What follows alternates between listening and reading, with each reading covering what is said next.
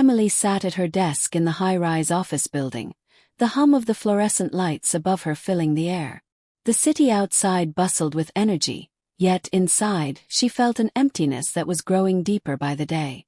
Her fingers hovered over the keyboard, but she couldn't bring herself to focus on the spreadsheet before her. Every number on the screen blurred as thoughts of a different life crept into her mind, one where the constant deadlines and meetings were replaced with something more meaningful. For months, she had been feeling an unease that she couldn't shake. It was as if something inside her was calling out, urging her to look beyond the success and material wealth she had spent years building. The phone buzzed beside her, interrupting her thoughts. Another email from her boss, another task to complete. She sighed, closing her eyes for a moment. Suddenly, the sound of a soft voice cut through the noise in her mind, and she froze. Emily, you are called. Her heart skipped a beat. Had she imagined it? She opened her eyes and glanced around. The office was still and silent, save for the murmur of distant conversations, but the voice was unmistakable. It was gentle yet firm. It felt like a whisper that came not from her surroundings, but from somewhere deep inside her, almost as if it were part of her soul, calling her to something bigger. Emily paced her apartment later that evening, the weight of the call pressing heavily on her chest. The walls seemed to close in as her thoughts raced. She had always played it safe. She had done everything she was supposed to do, graduated from college, landed a job with a prestigious firm, and climbed the ranks. Success was supposed to feel fulfilling, but now it felt hollow, like a puzzle piece that didn't quite fit. I can't ignore this anymore, she whispered to herself. The decision was so clear yet so terrifying. The idea of quitting her job, leaving everything behind, made her stomach churn. What would people say? What would her parents think? She had worked so hard to get here. But the call, it wouldn't let her go. It kept tugging at her heart, louder now, like a siren song. Emily knelt beside her bed and clasped her hands together, trembling. God, what are you asking me to do? She prayed. In that moment, something shifted in her. A peace flooded her soul, unexplainable yet undeniable. She felt God's presence near her, as if he were saying, Trust me. Trust the path I've prepared for you.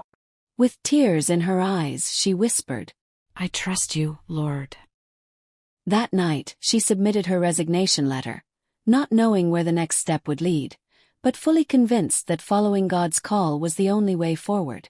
The next week, Emily found herself in a park, still wrestling with her decision.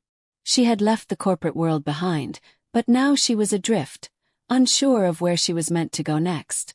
She tried to fill the silence with self-help books, spiritual podcasts, and endless online research on how to find your calling. But nothing seemed to answer the questions that burned inside her heart. One sunny afternoon, while walking through a nearby park, she spotted a group of homeless individuals gathered together on a worn bench, their faces weathered and tired, their clothes tattered from years of living on the streets.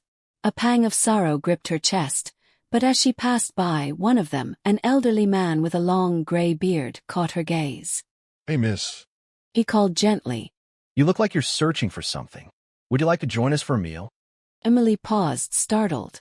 She didn't know why, but she felt an overwhelming pull in her chest. She nodded, feeling the weight of the moment settle around her. It wasn't just a random encounter. It felt divinely orchestrated. She sat down beside them, and for the next hour she listened. She heard stories of struggle, loss, and hope that still flickered in their eyes despite everything they had endured. They didn't ask for pity or sympathy. They just shared their lives. And for the first time in a long while, Emily realized that her search wasn't just for personal success. It was for connection, for purpose in serving others. After that encounter, Emily came back regularly. She brought food, blankets, and even prayer. It wasn't the grand ministry she had imagined, but something about it felt like the truest calling she had ever known. She realized that serving people, in the most raw and vulnerable spaces of life, was where she truly connected with the heart of Christ. Even though Emily found purpose in serving the homeless, the inner battle continued. She would wake up in the middle of the night, her mind racing. Doubt and fear crept in. What am I doing? Am I really doing the right thing? What if I'm failing? She lay in bed, staring at the ceiling. The world seemed to be telling her that success was measured by the things she could show: money, power, and status. But her heart screamed that true success was in following God, regardless of what the world said. Still, she felt so unprepared, so small. One morning, as she sat at the local cafe, she overheard a conversation at the table next to her. A woman was talking about her upcoming promotion at work, her shiny new car, and the extravagant vacation she had planned. Emily couldn't help but compare her own situation. The woman's life seemed so effortless, so perfect. Emily looked down at her coffee cup, feeling a sting in her chest. But then, as if a voice spoke directly to her spirit, she remembered the words from Jesus in Matthew 6 verse 33. "But seek first the kingdom of God and his righteousness, and all these things will be added to you." The weight of her insecurities lifted in that moment. She didn't need to measure her success by the world's standards. Her purpose was clear: to seek God's kingdom first. She felt a sudden surge of peace, and with it, the understanding that her journey was not about comparing herself to others.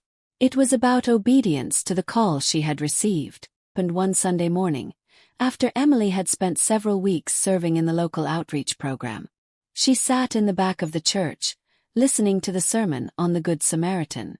The words seemed to pierce her heart as the pastor spoke about loving those who were overlooked, the forgotten, and the marginalized. As the service concluded, the pastor called for anyone who felt called to serve in a greater capacity to come forward. Without thinking, Emily stood up, her feet moving toward the altar.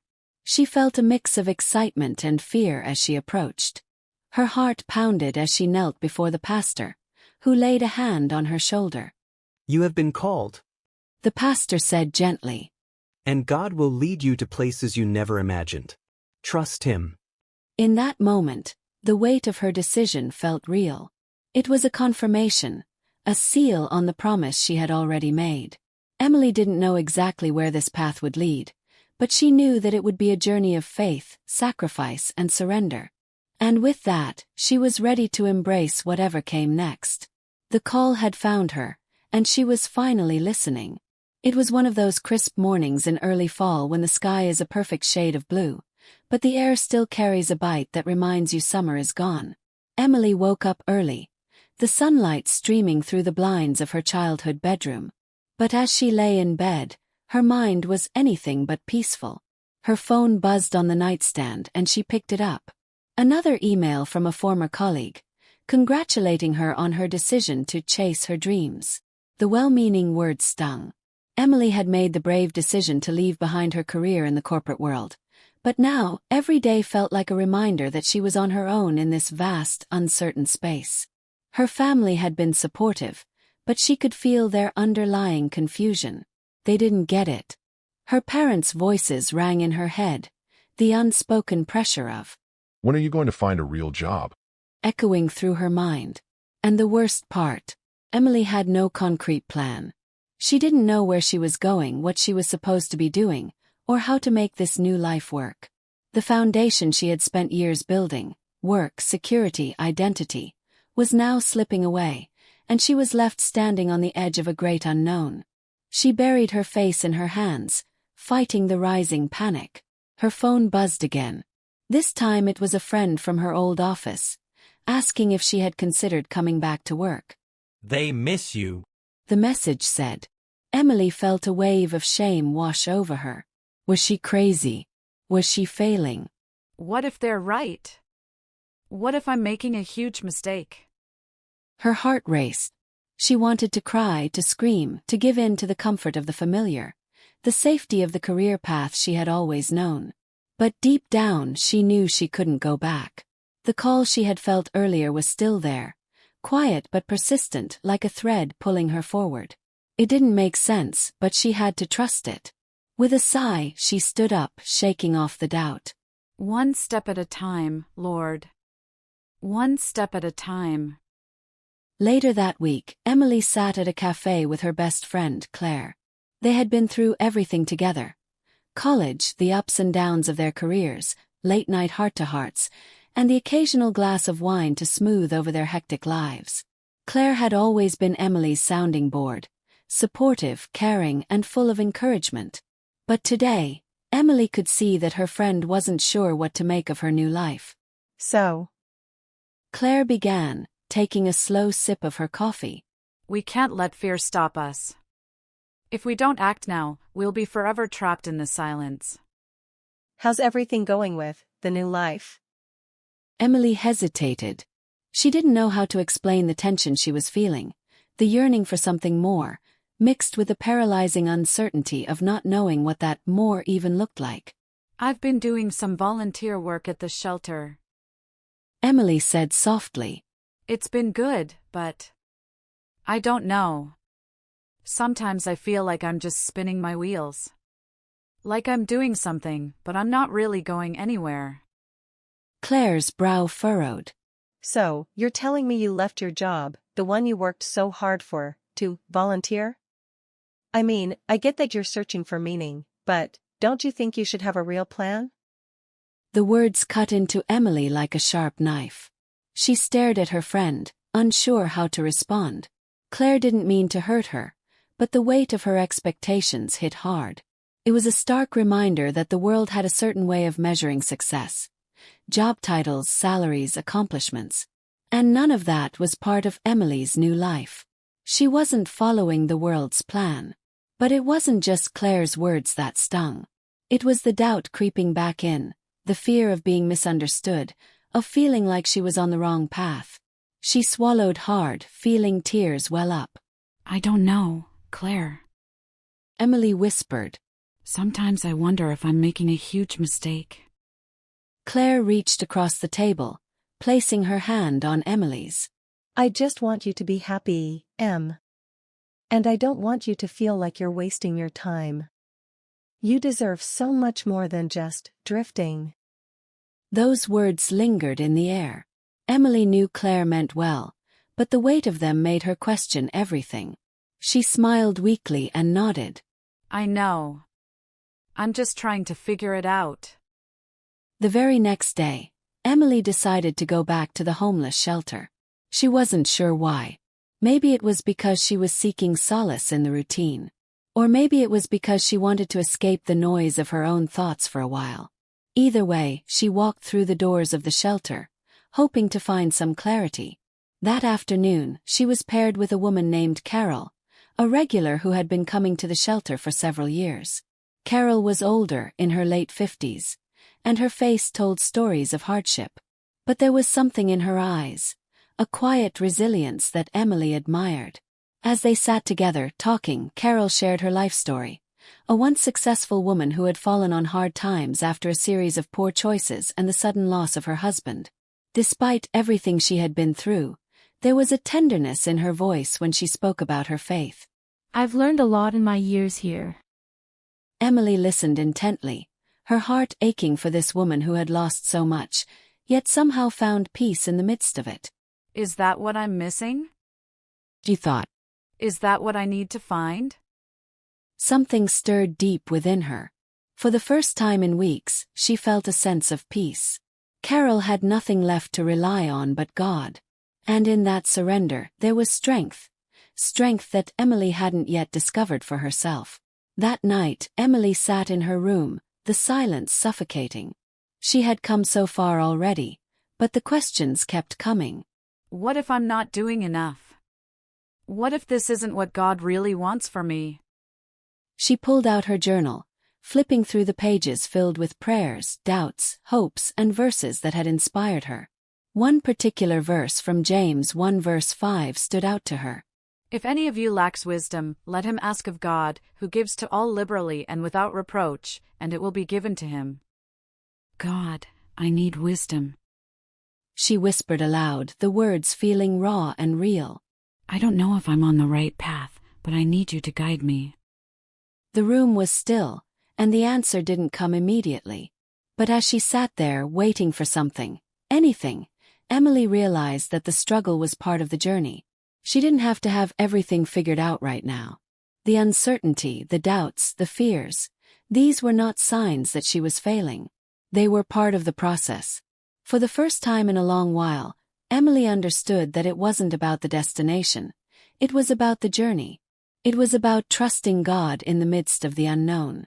A week later, Emily stood in the park again, watching the children play on the swings and the elderly couples walking hand in hand. She thought about how far she had come since the moment she had heard God's call.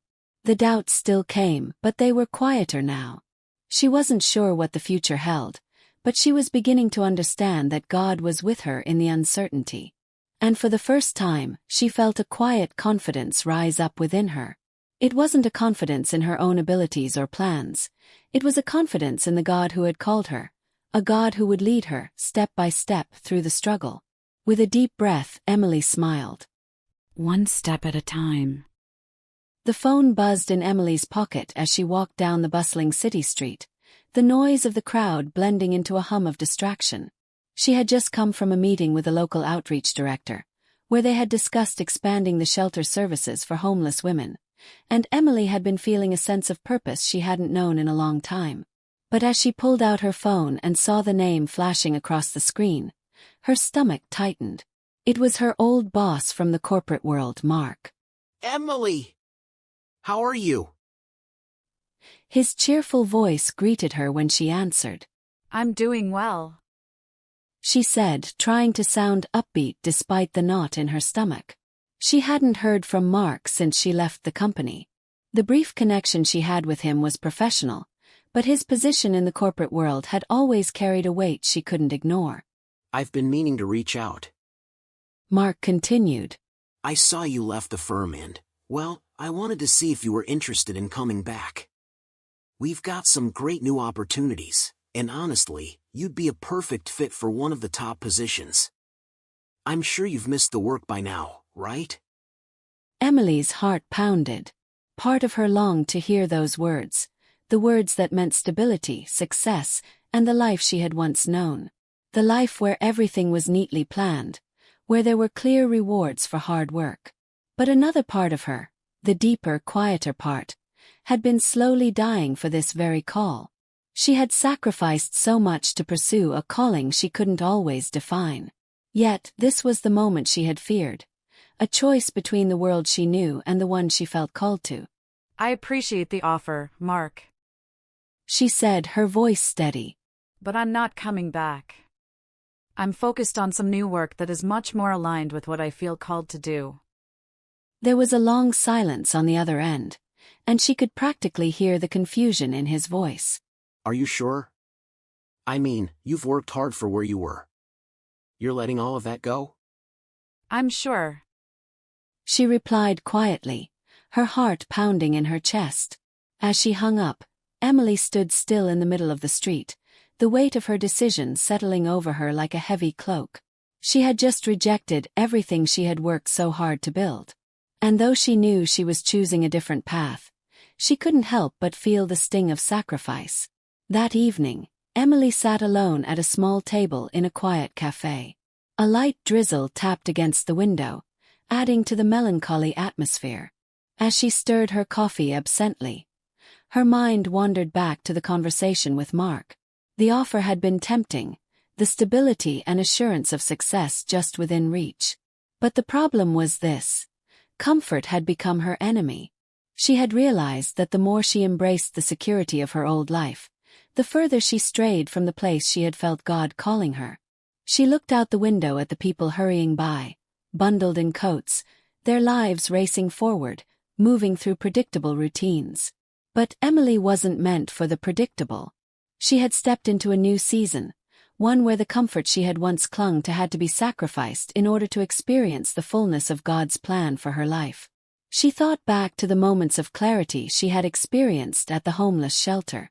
The conversations with people who had lost everything, but still found purpose and joy in the most unexpected places. Emily knew, deep in her soul, that true purpose wasn't found in the safe, predictable life she had left behind. It was found in the sacrifice, the surrender, the willingness to walk away from everything that felt comfortable. As the thought settled in her heart, she could feel a deep sense of peace rising within her. Sacrifice didn't mean loss. It meant freedom. Just then her phone buzzed again. This time it was her mother. She hesitated before answering, already knowing what would come. Emily, honey. Her mother's voice was warm but edged with concern. Your dad and I have been talking. We're just worried about you. Leaving your career was a big decision, but we've been hearing you're not even getting paid for the work you're doing. You need to be thinking about your future. Her mother's words stung. She knew they were speaking out of love, but the pressure to return to the corporate world, to find financial security, weighed heavily on her. Mom, I'm okay. Emily said softly, trying to reassure her. I'm not doing this for the money. I'm doing it because I know this is where God wants me to be. Her mother paused, clearly struggling to understand. I just don't want you to end up alone, Emily. You've sacrificed so much already. I know, Mom. Emily whispered. But it's a different kind of sacrifice. It's the kind that's worth it. Weeks passed, and the initial peace Emily had felt began to fray at the edges. The sacrifices she had made, while necessary, started to feel heavier. She found herself exhausted from her new role in the outreach program. The work was fulfilling, but it was often grueling. Days were spent in the shelter, organizing food, clothing, and services for the homeless. And while she had found deep satisfaction in it, the exhaustion was beginning to wear on her. One evening, as Emily was cleaning up after a long shift at the shelter, she found herself overwhelmed with emotion. The weight of what she had given up began to feel suffocating.